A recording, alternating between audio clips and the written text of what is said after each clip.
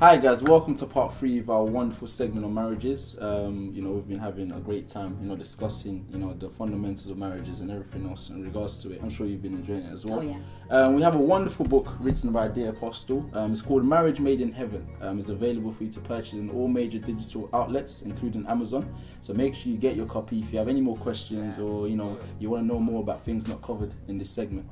I'm speaking from a female's perspective. A lot of girls don't want to go for a guy who it's all about money now. It's all about the money, it's all about the image and that you portray to other people. And if a man doesn't have it all, like I said before, it's like the woman will be like, no, do you know what, I need to move on from this. Then no one wants to build anything anymore, and no one wants to help the other person. Everyone wants to take, and that's the same from, I don't know, but what I've seen from guys, a lot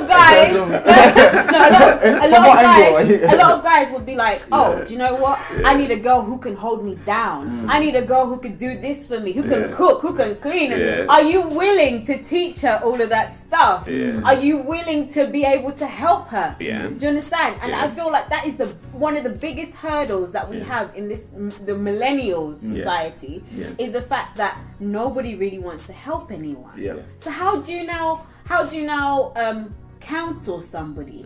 And now how do you change the perspective of that person? Is it down to upbringing? Is it down to what they view in the media? Like how do you... That's what we're saying, the world's perspective about marriage. That's why we are going back to biblical perspective of marriage. And so that's how we're going to get it work. And another thing the Bible also says, therefore shall a man leave his father and mother and shall cling to his wife, and the two shall be one flesh. Now what does that talk about? Independence. Any man that is still in his mother's house, Oh, Go ahead. I'm listening. That does not pay bills. And does not show any form of independence. I'm listening. And does not show any form of independence. So there must be a show of independence. He has to have a flat or a house.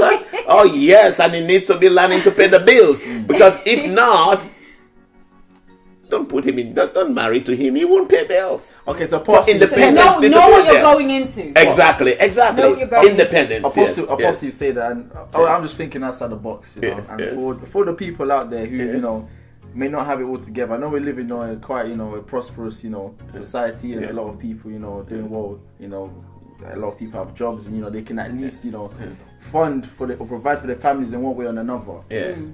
But there are certain situations where it may be maybe different parts of the world where certain individuals don't have the money, don't have the financial stability, to get married. Are you saying then no one should go into marriage without that financial stability or not being able to provide for that family? They shouldn't step into that field of marriage at all. Not at all, because you are the breadwinner. And so that's your key responsibility in the home. The man is the breadwinner. That's all well and good, and but there's a lot of people out there who disagree with you. What would you say? Let them go and get a job. I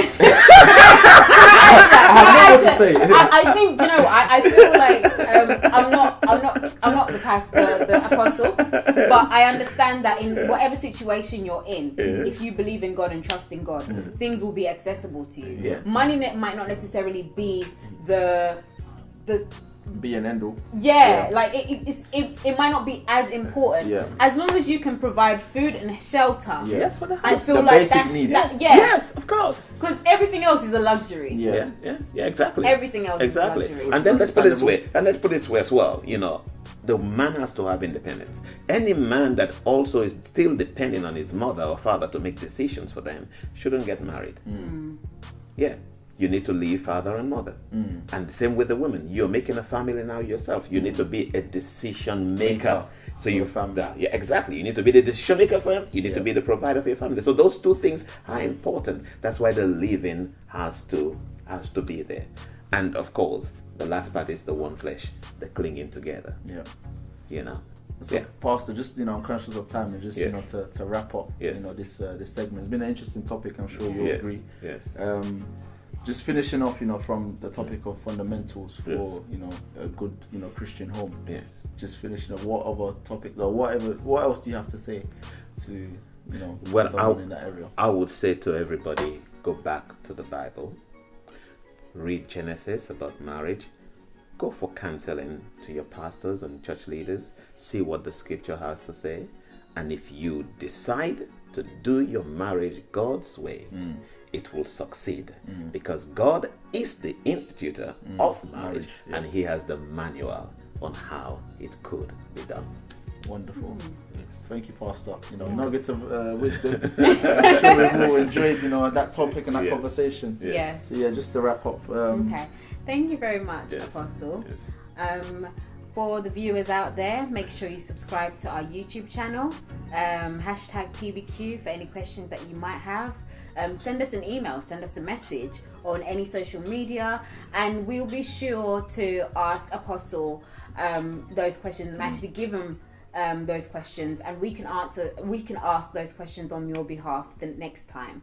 So I'm Harmony. And I'm Abba, once again. And we were here with Apostle Desmond Thomas at hashtag PBQ.